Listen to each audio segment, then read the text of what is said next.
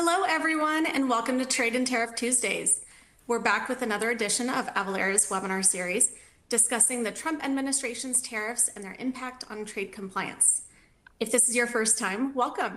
And if you've joined us before, welcome back. My name is Jasmine O'Cutesy, and I'll be your host.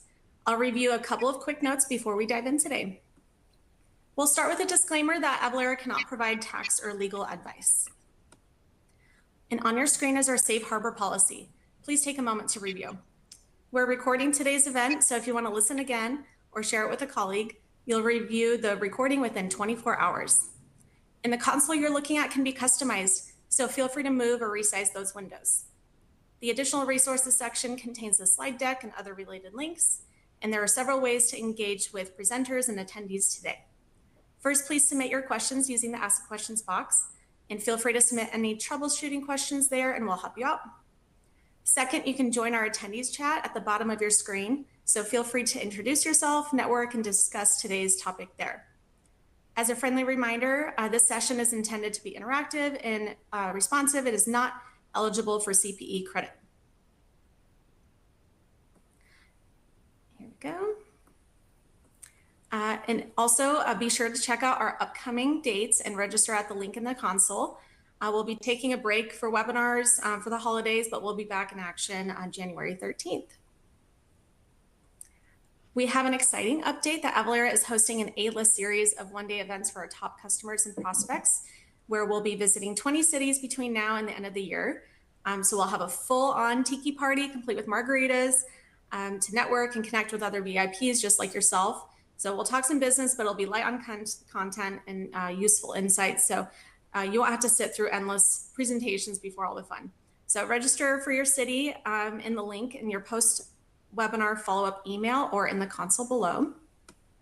But that's what I have for housekeeping. So let's meet your presenters for today's discussion.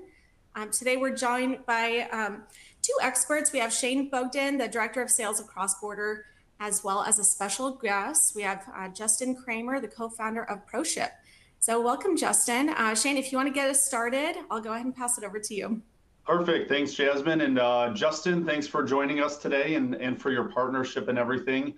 To all of our diehard Trade and Tariff Tuesday folks out there, we need to start coining some sort of name for you all. But for those of you new faces on here, we appreciate you joining. We've been running this series since, the beginning of February, once all of what we've kind of coined the trade and tariff whiplash has started. So we've been updating the market in terms of what's been happening on a weekly and bi-weekly basis in relation to the trade war and trade changes that have really been happening since that time frame, keeping everybody updated and really our goal of ensuring everybody stays is acting proactively versus reactively on these things. So we are joined today and super excited about this with Justin Cramer, the co-founder of ProShip. So Justin, wanted to pass it over to you as an introduction, and then we can dive into our topics today. Thanks, Shane. Yeah. For those of you who don't know me, I'm one of the co-founders of ProShip. We're a multi-carrier shipping software. We'll talk about that in just a minute. But more quickly, so you understand why you might want to listen to a guy like me. I've been doing this since 2001. I have had the privilege of working on more than 300 individual implementations. Some of those implementations have been small, just a couple dozen packages a week, all the way up to 3 million packages a day, all the way down to a single location, all the way up to going across 4 continents. So in my career, I've been able to see the depth and breadth of just about anything that can happen in a warehouse, in a store, in a 3PL, or anywhere you might have inventory and want to get it to your customers. Fantastic. So I don't know if you want to go over any of these parts just as intro as ProShip here, or? Well, also so that you know, so that the audience understands, ProShip, we're a top-of-the-line shipment execution software, okay? So we integrate through the rest of the enterprise software stack, and this allows us to do a lot of the things that we see on these slides, right? We execute more than 2 billion parcels a year for our customers. We partner with a lot of people, and that's really key to what makes this successful. One of the reasons we're on this call right now is because Avalara probably doesn't want to keep up with UPS's label requirements or their PLD requirements, right? So by being able to combine great pieces of software, great companies together, you can really ensure that that data that comes from your ERP flows through your WMS or OMS or whatever the case may be, all the way down to execution, that we can pull all of this together, because no one software is going to allow you to become a category king in the industry. Fantastic. And I know we're going to touch upon this throughout the whole session today, so thank you for that. So, folks, we're going to dive into the normal agenda that we always have, the latest news in trade compliance over the past 2 weeks, implications to your business. Justin's going to jump in on some of these pieces, how to take action not only with Avalara, but also with ProShip on these pieces. And if we have time, any sort of question and answers. And if not, we'll try to get back to you. I know last week was emailing back and forth with some folks on some of the follow-up questions, so appreciate that. It's always great to have new names reach out through email as part of this series. So we'll kick it off as normal with kind of a poll question of the week here of what is the new maximum reciprocal tariff rate for Switzerland? So Switzerland was one of the markets that was in the news over the past week. So give everybody here a second to answer this one and see if you were paying attention. All right, let's see what the poll results are here. Okay, 10%, 20, 12, 20, 15. Well, for all of you that have been paying attention, it sounds like 40% of you. The new rate for Switzerland and Liechtenstein is 15%, coming down from 39%. So this is a good segue into what has happened over the past 2 weeks at a glance. And the first one we'll start off here was Switzerland. If a lot of you folks remember, Switzerland has been going back and forth with the U.S. since the onset of the reciprocal tariffs back in April. It was originally at 39% at IEPA rate. It has now announced a framework of moving down to 15%. So timing on this is still TBD, but they are trying to conclude negotiations by early 2026. Now, outside of just that 15% on there, as we've seen with some of these other countries, Swiss and companies have committed to investing at least $200 billion into the U.S. with at least $67 billion within 2026. So that'll be interesting. And then they've also intended to remove a range of additional tariffs on agriculture and industrial sectors from the U.S. So more to come on that, but you can kind of see these frameworks and negotiations are continuing to move along with some of these other markets that had higher IEPA tariff rates. So there were some other ones that came to market this past week: El Salvador, Ecuador, Argentina, Guatemala. For all of these, they've been reduced down to 10% for Argentina, Guatemala, El Salvador, and 15% for Ecuador. There's also some other parts of these as well. Ecuador and Argentina have committed to reducing and eliminating tariffs on specific U.S. exports.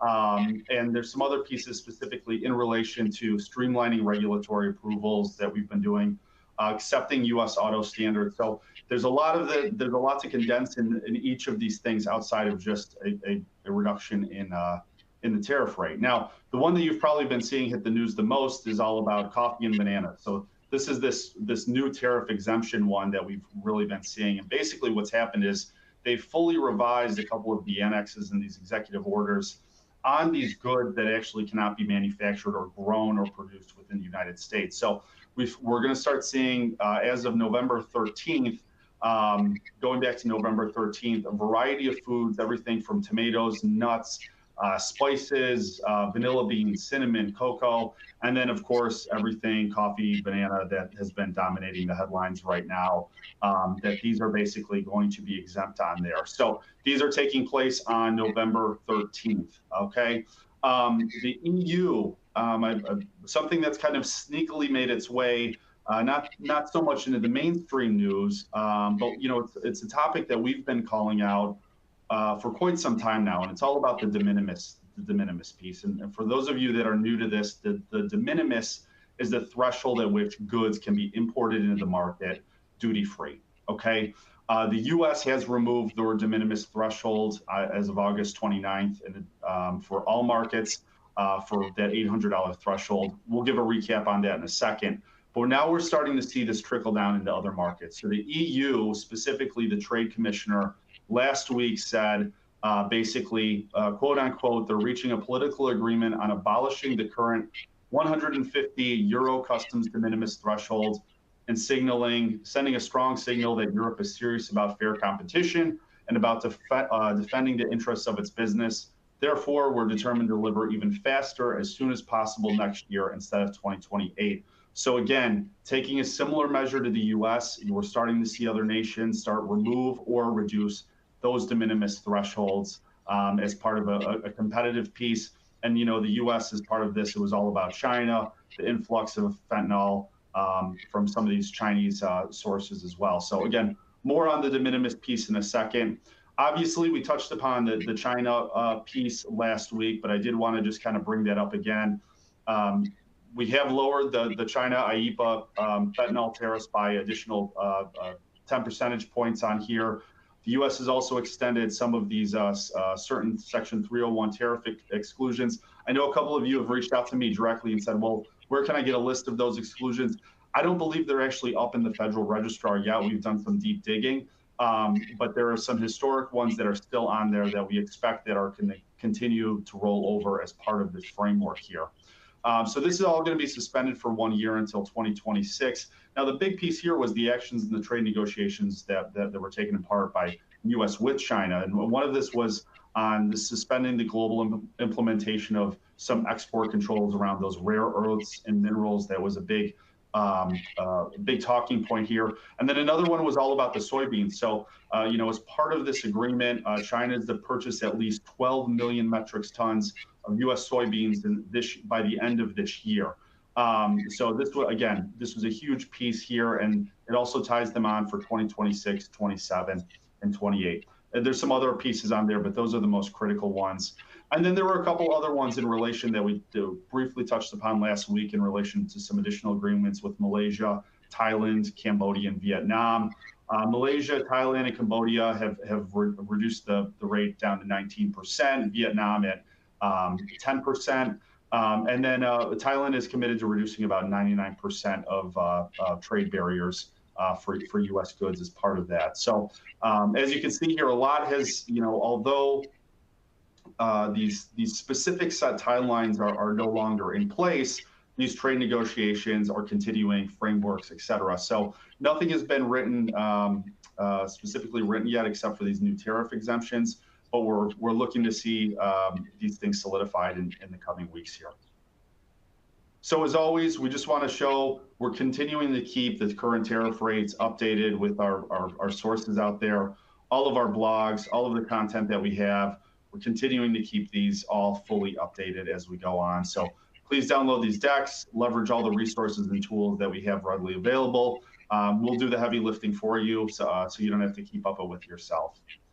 But, Justin, we were talking about this kind of yesterday, this whole de minimis piece. And again, I know there's a lot of new attendees on here, so I'm going to quickly recap this, but then also want to get your perspective on what you're seeing on your end and what your clients are seeing. But as I mentioned previously, I'll pull up the dictionary and glossary here. De minimis is really the threshold at which goods can be imported in the market duty-free. China, Canada, and Mexico were really the first three countries in the crosshairs of these trade talks dating back to the end of January here. And de minimis was a big piece. And if you could see on the left, it showed from CBP directly. Back in 2015, the amount of parcels coming into the U.S. under de minimis, under that $800 value, was 125 million. Fast forward to 2024, it was 1.36 billion. And a lot of this was really stemming from Chinese marketplaces. And again, that's why China really got in the crosshairs here at the beginning of this year, was about safety, competitiveness, et cetera. So on May 2nd, the U.S. removed de minimis for all China inbound parcels. And then, there was a lot of talk as part of the One Big Beautiful Bill that de minimis would go away in 2026. Well, fast forward, and the U.S. removed it on August 29th.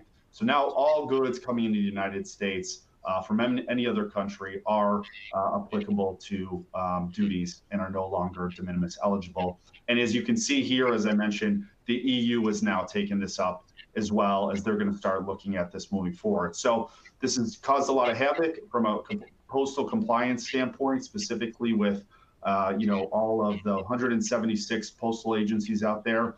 As part of this, the U.S. has really implemented standards around calculating, collecting, and remitting if you are sending anything from an international postal agency into the U.S. So I believe about 88 or so of that 176 postal entities have actually paused any sort of shipments to the U.S. because of these kind of stringent processes. But I'll go to the next slide here, but really want to open this up to Justin. I mean, what are you guys starting to see, in terms of volume, international volume, is any sort of changes or any topics on this de minimis suspended? And what I'll say is the majority of our customers are pretty pleased with it, because this does help. It helps them compete against Xi'an and Temu, and really most of our customers, even if they are importing, manufacturing in China and importing, they're importing by the container load, right? So those container loads clearly are not going to fall into de minimis anyway. So they feel like this has provided more of a level playing field. There is a small percentage of our customers that are doing more unique one-off things of that nature, and they're more in the startup phase. And yeah, that's because they've chosen manufacturing locations that have very high inbound tariffs. This is hurting them. But for the vast majority, this is just shifting that customer demand back to them. Not to mention the fact that there's been some negative press on some of the Chinese marketplaces. So all in all, our customers see this as a positive, with some rare cases where it may affect a business model or two because they're not big enough to sustain the difference in the new import requirements. So yeah, mixed bag, but I'd say generally positive. Yeah, and I know we're seeing that. We've done a couple news stories on here where we're seeing, if you're looking at any sort of releases recently since, May 2nd, of the volume from Xi'an and Temu, how that's been really impacted by, these de minimis thresholds going away, and seeing more domestic providers, their volume actually going up. What I would say, though, is, just as we always talked about U.S. retailers and U.S. merchants that do sell internationally, the talk track has always been, hey, provide transparent pricing at checkout, provide those duty rates. Now we got to have to say the same thing to all international D2C sellers that are selling internationally, fulfilling internationally, and selling into the U.S. of saying, hey, we're going into peak season here. The number one driver for cart abandonment is not providing duties at checkout, not providing that transparent pricing. And Justin, as you're familiar, shipping DDP, delivery duty paid. Because the last thing you want is your goods to get to your doorstep, and then Mr. Postman, Mr. Courier, Mr. Carrier, et cetera, say, hey, you now owe $40 or X amount more. Put yourself in those shoes. That's the last thing you want. And I'll say North American retailers are very guilty of that. You often don't know it's just $5 for shipping, or it's 10 euros for shipping, or something like that. None of that is broken down. You have no idea how much of that is carrier costs, how much of it is duties, taxes, anything like that. It's just, well, taxes maybe, right? Yeah. But what we usually see is there's just a lack of information in the cart to allow a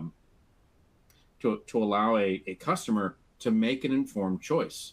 To maybe maybe by picking the slightly more expensive electronics goods, right? Well, those goods are a little bit more expensive because they were made in Europe or they were made in North America rather than being made in China or Vietnam or something of that nature. So that's going to affect the duties and taxes with that because of the import costs and all those other things. But we as consumers rarely have the opportunity to see that, and therefore we rarely have the opportunity to, whether it's purely political or purely just for cost savings, select where that money is going to go in the end. Yeah, absolutely. And I think this is going to be the change the mindset of the U.S. consumer of basically we were never really this was really never part of our daily purchasing idea of seeing duties and taxes. But again, we've always done a ton of studies on these pieces, and again, it's that number one driver of cart abandonment if you're not providing that transparency at checkout. So the good thing, Avalara ProShip, a little pitch here is Avalara, we can provide all of the duty rates, calculations at checkout. And obviously with ProShip, you guys have a plethora of DDP shipping options that you guys could also enable on that front too. So making this really a well-rounded consumer experience, across the board here.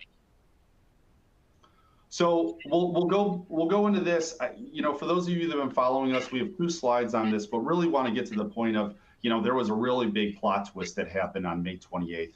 All of these tariffs that started coming through at the beginning of this year, then in April and across the board here, these were all under what they've been calling IEEPA tariffs. So you'll hear kind of nomenclature of IEEPA tariffs, Section 232 tariffs, and Section 301 tariffs.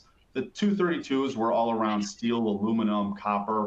They have to go through formal kind of hearings or go through trade commissions. Same with the Section 301s, really meant for China on these. But these IEEPA ones, these were really these broad sweeping tariffs that are really now in contention here, because on May 28th, basically a couple manufacturers went in front of the Court of International Trade and said, hey, the U.S. doesn't really have the authority to do some sort of kind of, it exceeds the authority granted by the president to basically do a sweeping tariff rate across all markets. It's impacting us from a manufacturing standpoint, et cetera. And basically the Court of International Trade ruled on the manufacturer side. Now the following day, this got appealed and it went through this timeline of going through a majority of other court circuits.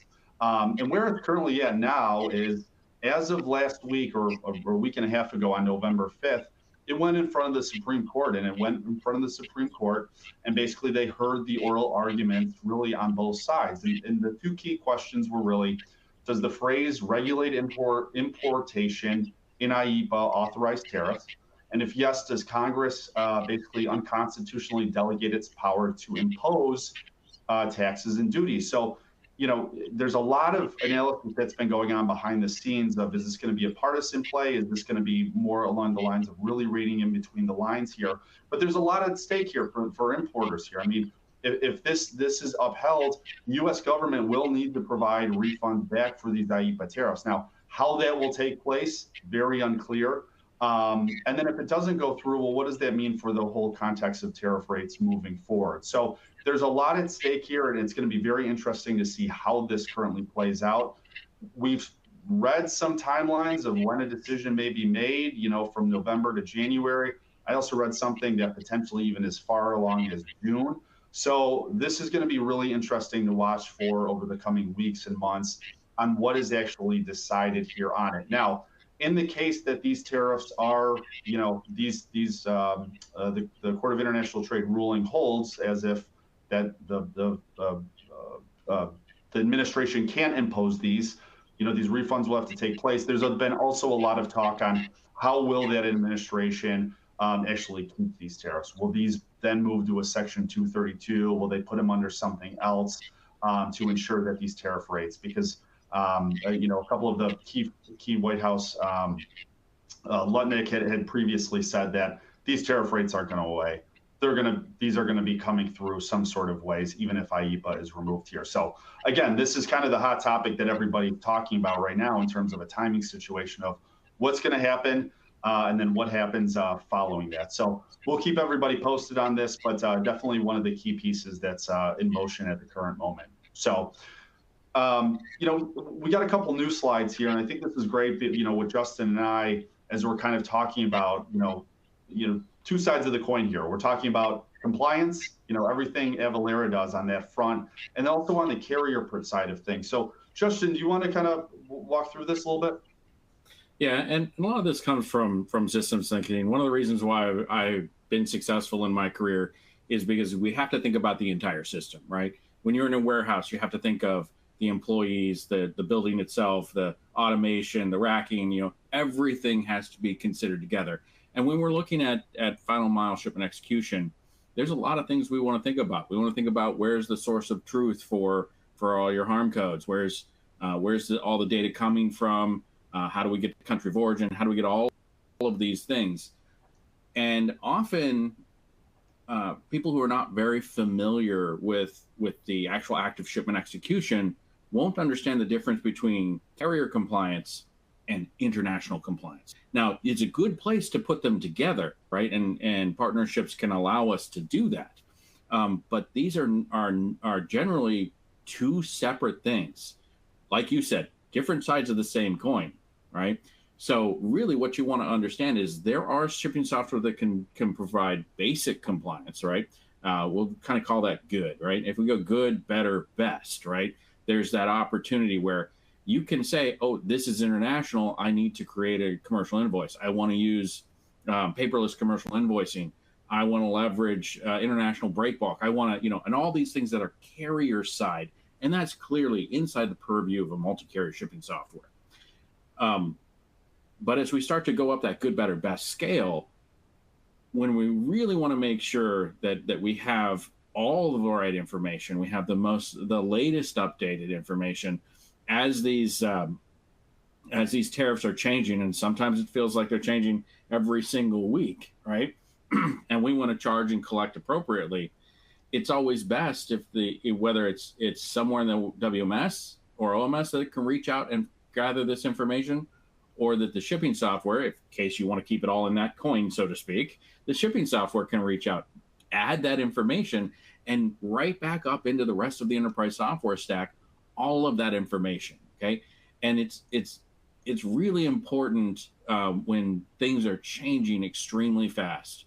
When we got so many, I've just been sitting here listening to most of this podcast here, and much of this thing was about what's happened in the last 2 weeks, okay? Shipping software changes pretty quickly, but at least we usually have about a month or so before something changes, not something changing every single week, okay? So it's just one of those things where it's a lot better if you're doing a lot of international shipping, if you don't want to just put it all on delivery duty paid, put it on the recipient, who's probably not going to be very likely to purchase then, right?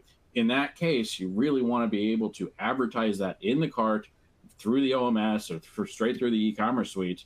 And whether that's a call to a multi-carrier shipping software and then a call to something like Avalara, or you want to combine that so that you make one call to shipping software, it does the calls where necessary. That's really where automation can come into play. And automation, I'm going to tell you, my customers that did a lot of automation before the pandemic were very happy during the pandemic. Why? Because even though the amount of staff they were able to get might have been significantly smaller, the staff was focused on areas where people mattered, right? The staff you knew temporary workers didn't have to learn all the rules and all the tribal knowledge because that had been systematized, right? That's exactly what both of our software is intended to do, is to make it so that nobody has to be an encyclopedia of knowledge for those items. And I think that's really the case here. Look, I'm not saying your employees can't learn this stuff, shouldn't learn this stuff. What I'm saying is that they shouldn't be required to learn this stuff to protect your business. Very well said, and always leads to our theme of how do you be more proactive versus reactive. So all of your businesses and clients that you worked with over the pandemic and everything, they were proactive versus reactive on here. Anything you want to touch upon on this slide? I know you. So yeah, and going back to systems thinking, right? Every source of data should have a system of truth, right? I talked about where we could be getting the country of origin. That's usually in a material master.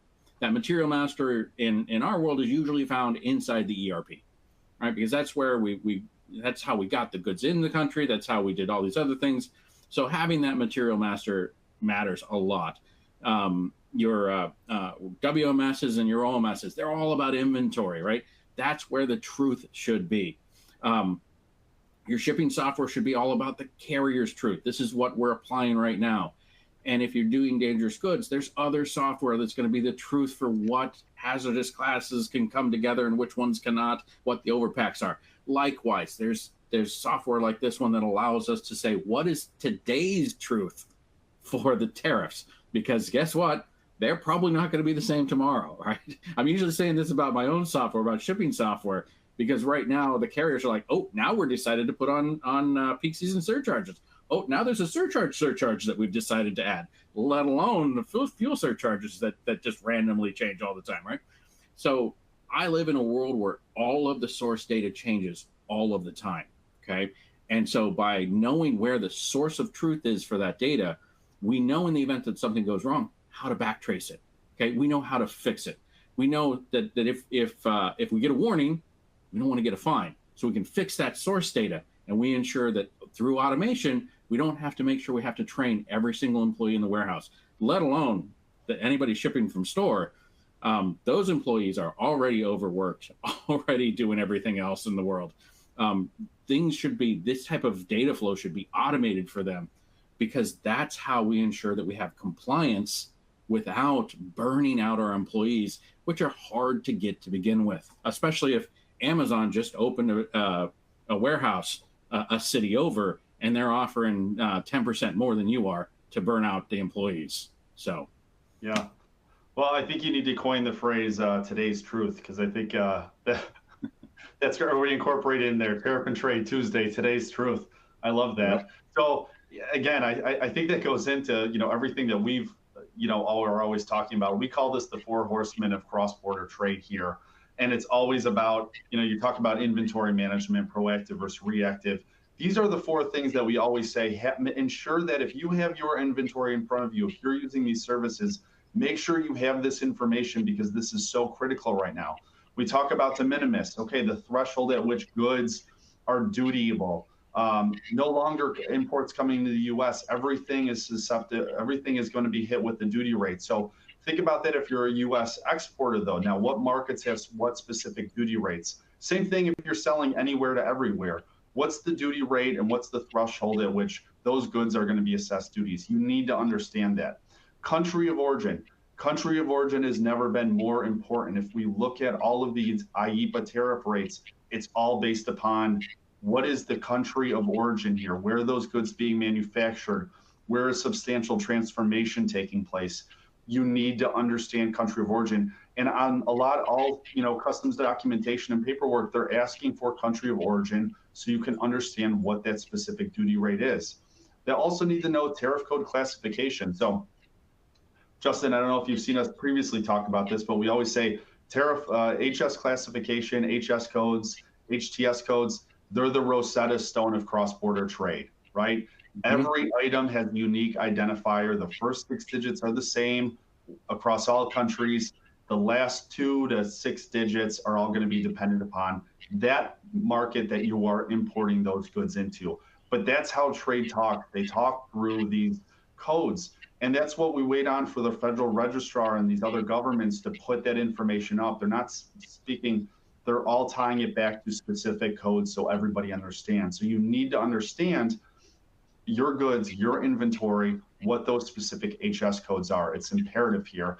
And then you bring that all into the declared value of what is the price of that, what is the cost of that good, what are you going to be selling it for, and then to really understand what is the applicable duty rate when it comes into a monetary standpoint. So you bring all of these pieces together. These are easy things that, Justin, you mentioned, you don't need to have your team do it. You may have a team that's already doing it great, but today's truth changes on a dime, as we've seen since, at the beginning of February. So how do you make sure you're compliant on all of these fronts, leverage other resources, leverage help to make sure that this is all top of mind here? And if you're not using an external service for this, when we look at those bottom 3, country of origin, tariff classification code, and declared value, those are usually in the material master, and you usually have a compliance person whose job is to keep that up. The de minimis one, well, there is no system of truth for that outside of a third party that's continuously tracking it. So when you look at this kind of data, understand where that data actually fits between, can I internalize it? Should I externalize it? Is it something that's going to change real time? Is it something that one person or a small department can't handle, right? So again, as we start to look at how we bring all this together, how we remove that friction between the point of the catalog, our e-commerce catalog, and between the point of actually shipping those goods to our customer, which of these are slower to change? I'll say that because it's not like you mentioned tariff classification codes. those are even now we're seeing them start to tweak, and we're hearing feedback from our customers that, well, I was using this code before, and now I have to change the code in order to meet the current regulations and minimize my overall tariff. But country of origin isn't going to change. Declared value probably isn't going to change. So really, we're talking about tariffication codes and de minimis. Which of those do you want to reach out for? Which of those do you need a third party for? And which of those can you actually keep in-house? So just a little more systems thinking applied to your enterprise software stack. Absolutely. So we always do kind of, de minimis and other things in the tariff news, a couple news stories that we've seen here. You may have seen, outside of all of the food tariff talk, the 107% on pasta tariff. So just a little background here. This is really stemming, basically, the administration is basically stating that there is their current pasta from the EU is facing basically anti-dumping on here. So that 107% tariff is that baseline 15% EU tariff rate plus a 92% tariff rate. Again, they're putting this under the anti-dumping section, 751 on here. So there's going to be a final, this isn't in place right now. There's going to be a final decision in late December and January on that front. It's always a good time to stock up on pasta though, it's never hurt. So another one that came into play here is Arvind. Arvind is a leading textile manufacturer out of India. Again, if you've been following us, you know that the current tariff rate out of India right now is at 50%. One of the highest ones out there outside of Brazil, which is also at 50% as well. So they've been talking about raising costs, concerns about entering into the U.S. market and how this is impacting them. The third part here is based upon the weekly automakers are always entering the pieces here. 25% on autos coming in the United States. USMCA is such a key piece about this. Now, all parties, all countries, U.S., Canada, Mexico, have started kicking off their own, frameworks that they're working behind the scenes for, because this is going to come into play in, I believe it's July 26 of when the current USMCA is up. So there's a lot of news stories out there right now on really kind of what's happening behind the scenes, what's likely to change, what's not likely to change. So this is really going to start coming, I would say, raising its head fairly soon in terms of how this policy changes. But the automakers have, the point here is basically saying, the automakers are basically saying, can we get an extension on the current policy with USMCA, just because it is so important across the board. An odd thing that we've noted is a dramatic uptick in our customers that are actually using USMCA from Mexico and Canada to the U.S. I guess before the administration started raising general tariffs, the tariffs were low enough that people didn't feel enough pain to qualify their goods underneath USMCA. So if you haven't done it yet, don't feel bad. Okay, everybody's always catching up somewhere in their organization. But yeah, if you are sourcing some of your materials from Canada or Mexico, it's never too late to look at what the USMCA will do to lower your overall costs. Yeah, that's a great point, Justin. And we've brought that up previously as well of, any goods that are coming in that qualify as USMCA are duty-free eligible. They're to not get hit with these reciprocals.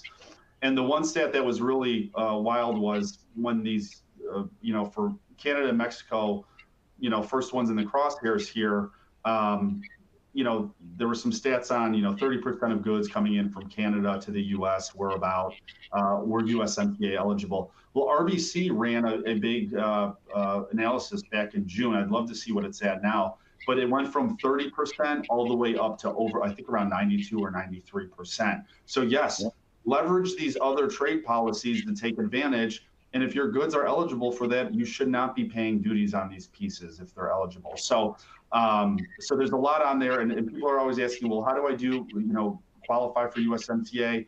The Customs Border Protection Agency, go online, CBP, they have frameworks in terms of what you need to do in order to get that process kickstarted across the board here. But I know we are running, up against it here. But I still think we need to go through these because, Justin, you have some good insights here on these pieces. And I normally go through these, the first one being, looking at additional sources of supply based upon country of origin, et cetera. But I'd love to hear your perspective on the shipping piece here. Well, anytime we're shipping, we want to take everything into account. We want to make sure that, and again, I'm just going to go back to, the systems thinking thought process, the automation process, all of this. And understand my specialty is outbound. Okay, so inbound, totally different world, and I'm going to intentionally omit that. But on outbound, again, we want to automate everything, and if we can, we want to pull all that information forward into our cart, whether that's a direct call from the from your e-commerce suite, or whether that call goes through your OMS, so that you can look at better sourcing opportunities. Okay, because remember, if you've got your OMS properly set up, and I don't sell OMSs, but if you've got your OMS properly set up and you are a multi-country a company, then you can source out of Canada, out of the US, maybe out of the UK or the Benelux area, and you can do a better job of ensuring that all of your inventory is used from locations where shipping costs may be lower, tariff costs may be lower, but the combination of the two is what really matters, because you want landed costs, right?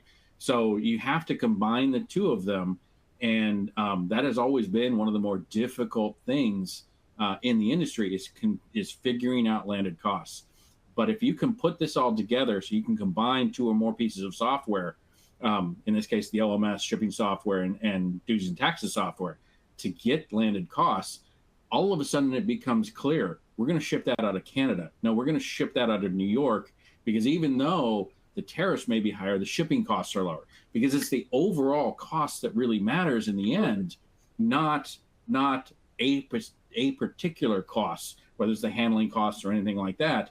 We want to look at the overall picture, even though we're going to see the details, right? Because we want to have an informed customer, but because that overall cost may be lower because of the shipping, because of the tariffs, because of any combination thereof, by not looking at all the data that you have, by not looking at all the inventory sources that you have, you're probably costing you more, you're probably presenting more cost to your customer than you need to, and you're impacting your own bottom line in the process. Yeah, it's not one or the other. It's the whole piece of the pie here. And it's all about supply chain modeling and the optimization aspect. But you need all the variables that go into those transactions, and you need that data ahead to help out on those pieces. So yeah, very well said, and completely agree here. And it goes into our automating global trade compliance. Again, you don't have to do this yourself. There's tools out there to work with your team and to complement your team, to ease up off them. And I'm going to go back to today's truth, helping make sure that they have today's truth on the tariffs rates in there. We always stay to, always work with a customs broker.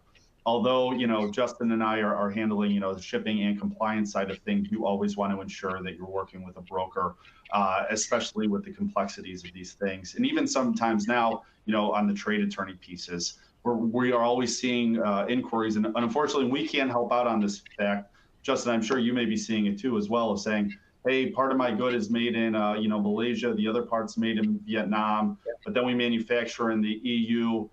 What is the actual country of origin on these pieces? Now, I can't help out on that piece, and our team can't, but we do know that with a lot of these brokers and these leading trade firms, this has been the #1 issue right now, of understanding the complexity of, okay, we're sourcing from all over the globe. What is actually that COO, just because it is so tied to the new tariff rates that are currently out there. But again, it goes back to #4 here, ensuring all of your product details, you have all of that information, you have all of those pieces, you are proactive on that front.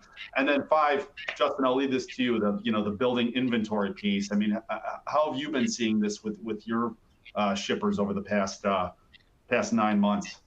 A lot of my retailers pulled everything forward. If you looked at the empty real estate, warehouse real estate, it's opening up right now. Why? Because all that inventory that's been pulled forward is slowly being worked down, and some of these temporary warehouses are no longer in need. But the spike in the use of warehouse space in the first half of the year was a clear indication that everybody has pulled forward. We didn't exactly see, port backups or anything like that. But if you were paying attention, you noticed a slight uptick because, yeah, a lot of retailers made a gamble. They decided this is what we're all going to want for Christmas in February, and they started pulling it over. So let's hope for a lot of their sakes they got it right. Otherwise, they're going to be sitting on a lot of inventory that's going to go to discount stores or something of that nature. Yeah, and I'm sure we're going to start seeing a lot of that with peak happening right now, and then kind of the retrospective piece coming in January, February on all those pieces. Absolutely. So more to come. Well, we're going to get into our, two poll questions that we ask every week since the beginning of this.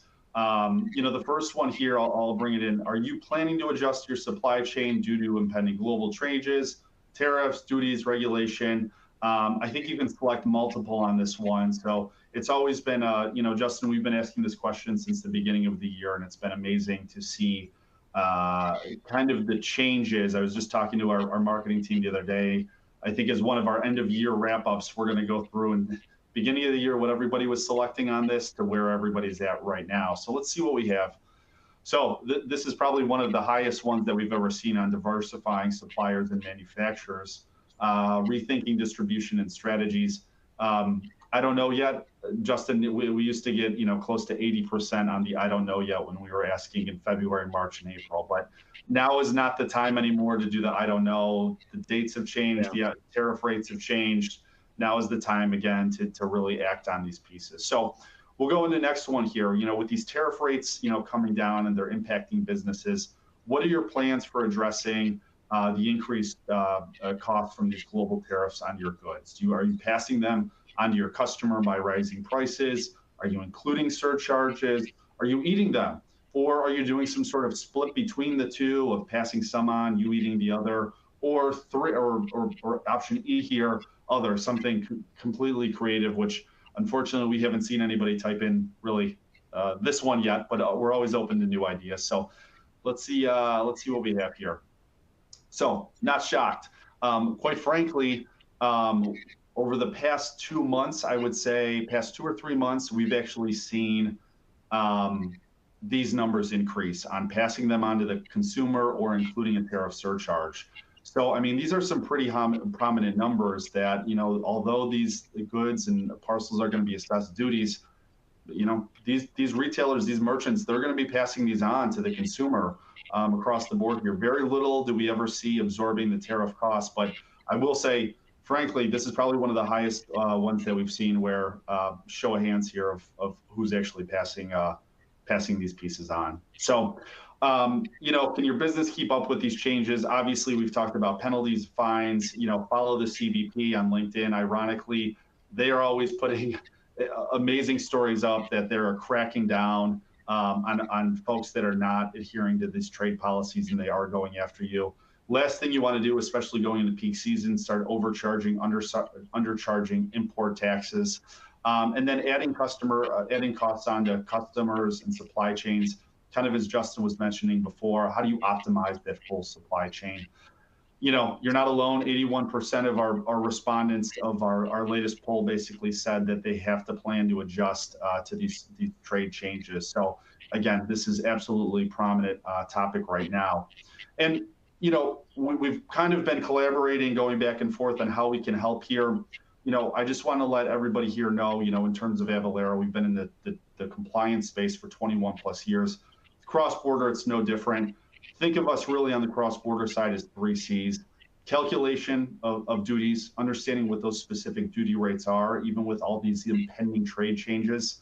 Classification, tariff code classification, you need to understand what the Rosetta Stone is on your inventory of those pieces, not only from compliance standpoint, but part of that whole equation of what does that do to my supply chain? What does that do to the duty rate, et cetera? And then trade and tariff library, which we really call our trade content. Are there anti-dumping flags on there? Are there PGAs or FDA flags that are on there that you should know about before entering a new market or being prepared for? So again, that proactive versus reactive approach, having this information readily available. And Justin, on the ProShip side.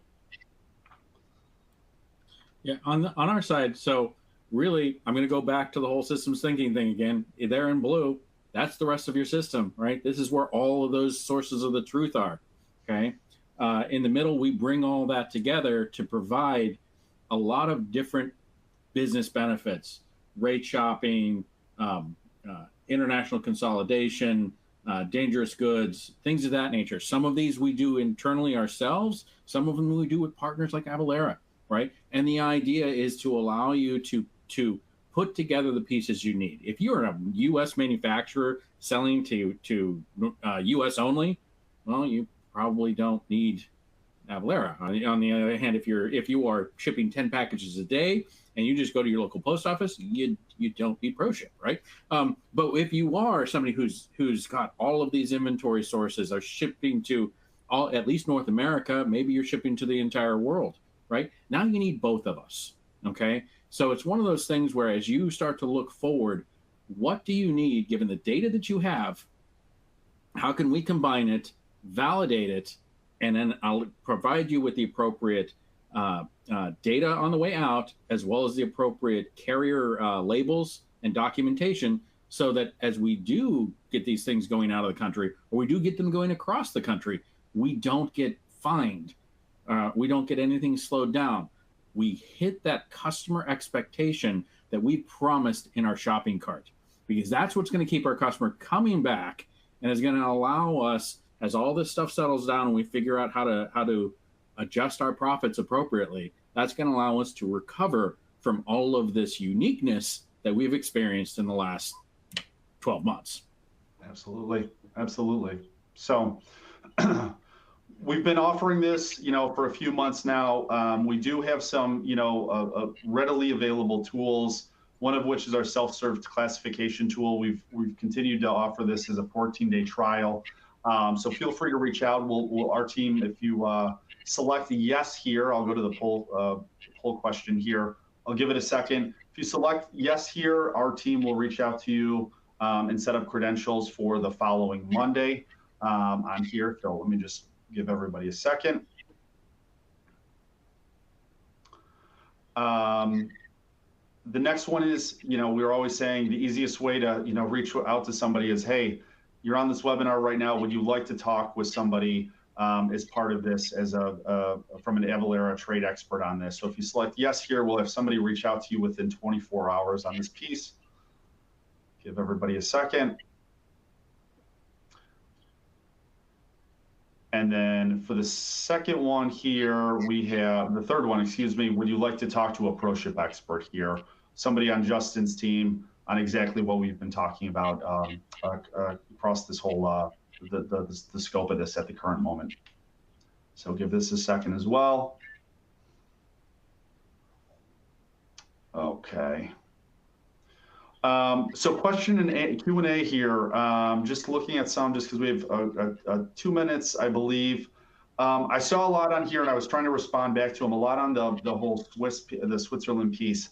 So an actual date hasn't been set for the change in 39% to 15%. I even checked again while we were on the call right now. They were basically stating from my latest source that the work to conclude negotiations by early 2026, and then some other ones were basically saying within the coming weeks. So there has not been a specific date issued on the whole Swiss Liechtenstein piece at the current moment right now. Then there was another one here. Is there a strategy? Let me just mark this. Is there a strategy? Is there a strategy a company should take in anticipation of the Supreme Court declaring the IEEPA tariffs are illegal and requiring the government to refund? There's been a few law firms out there that have been trade law firms out there that have been putting some information out.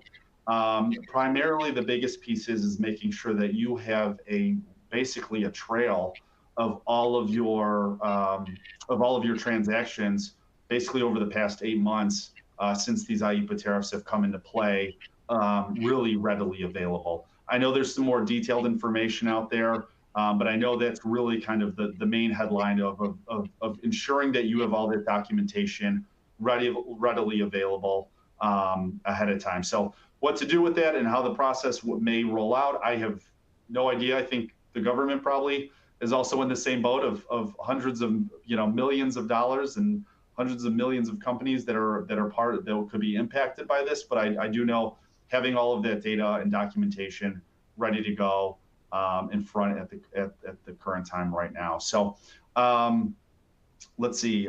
With regard to Section 232, 50% tariff imposed on steel derivatives, possible to back out conversion costs such as labor for machining. That one, I don't have a clear answer to on that one. We can see if we can roll that one throughout our org and see if somebody has more details on that piece.